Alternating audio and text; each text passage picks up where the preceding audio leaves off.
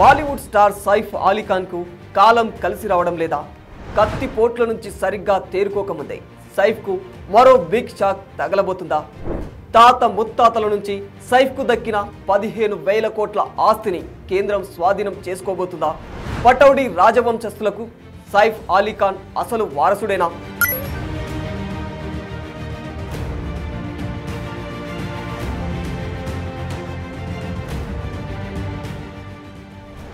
అయితే బ్రిటిష్ కాలంలో ఉత్తరప్రదేశ్, మధ్యప్రదేశ్ ప్రాంతాల్లో పటౌడీ సంస్థానాన్ని హమీదుల్లా రాజకుటుంబీకులు పరిపాలించారు.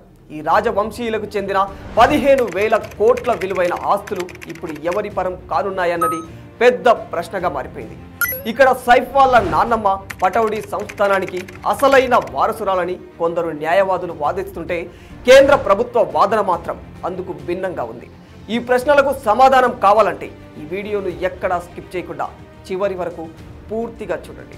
కత్తి దాడి నుంచి కోలుకున్న బాలీవుడ్ నటుడు సైఫ్ అలీ ఖాన్ కు ఇప్పుడు 1,000 కోట్ల ఆస్తుల విషయంలో న్యాయ పోరాటం చేయాల్సిన పరిస్థితి ఏర్పడింది. పటౌడీ నవాబుల వంశానికి చెందిన సైఫ్ కుటుంబానికి భోపాల్ పూర్వ పాలకుల నుంచి 15,000 కోట్ల ఆస్తులు వారసత్వంగా వచ్చాయి. ఇప్పుడు వాటి యాజమాన్య హక్కులపై గందరగోళం నెలకొంది. ఆ ఆస్తులు ఎనిమీ ప్రాపర్టీ యాక్ట్ పరిధిలోకి రావంటూ గతంలో ఇచ్చిన ఆదేశాలను మధ్యప్రదేశ్ హైకోర్టు రద్దు చేసింది.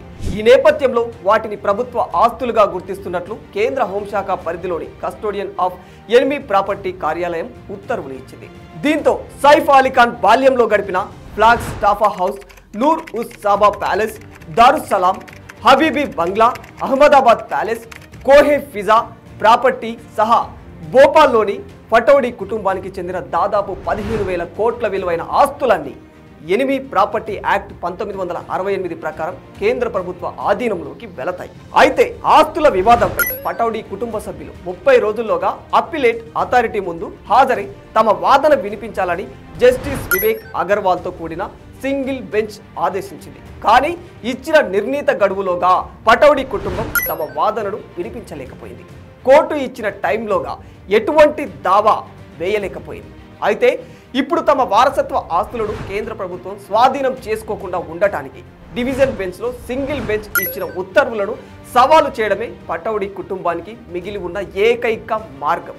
అసలు ఏమిటి ఎనిమీ ప్రాపర్టీ చట్టం 1968? ఇది ఏం చెబుతుంది? ఎందుకు ఈ చట్టాన్ని తేవలసి వచ్చింది? అయితే ఎనిమీ ప్రాపర్టీ చట్టాన్ని 1968లో రూపొందించారు. ఈ చట్టం ప్రకారం దేశ విభజన తర్వాత పాకిస్తాన్కు వెళ్లిపోయిన వ్యక్తులకు భారత్లో ఆస్తులుంటే వాటిపై పూర్తి అధికారం కేంద్ర ప్రభుత్వానిదే అవుతుంది. 1947 వరకు భోపాల్ రాచరిక రాష్ట్రంగా ఉండేది. ఆ సమయంలో నవాబ్ హమీదుల్లా ఖాన్ ఆ రాష్ట్రాన్ని చివరి నవాబ్గా పరిపాలించారు.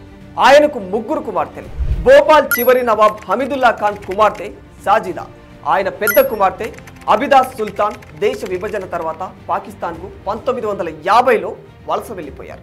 రెండవ కుమార్తె సాజిదా ఇక్కడే నివసిస్తూ పటౌడీ నవాబ్ అయిన అఫ్తికర్ అలీ ఖాన్ అంటే సైఫ్ తాతను పెళ్లి చేసుకున్నారు. సాజిదాకు ఆమె తండ్రి నుంచి వారసత్వంగా వచ్చిన ఆస్తులు కాలక్రమంలో ఆమె వారసులైన సైఫ్ కుటుంబానికి దక్కాయి.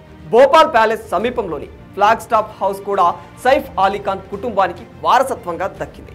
2011లో మన్సూర్ అలీ ఖాన్ పటౌడీ మరణం తర్వాత సైఫ్కి భోపాల్ నవాబ్ బిరుదుతో తలపాగా ఉత్సవం కూడా ఘనంగా జరిపించారు. అంటే ఈ లెక్కన ఇప్పుడు పటౌడీ వంశానికి సైఫ్ అలీ ఖాన్ ప్రధాన వారసుడనే అనుకోవాలి. కానీ హమీదుల్లాకు చట్టబద్ధ వారసురాలు అబిదా మాత్రమే అని, ఆమె దేశం విడిచి శత్రు దేశానికి వెళ్లిపోయింది కాబట్టి ఎనిమీ యాక్ట్ ప్రకారం ఆమె ఆస్తులను ప్రభుత్వ ఆస్తులుగా గుర్తిస్తున్నట్లు కస్టోడియన్ ఆఫ్ ఎనిమీ ప్రాపర్టీ కార్యాలయం 2015లో ప్రకటించింది.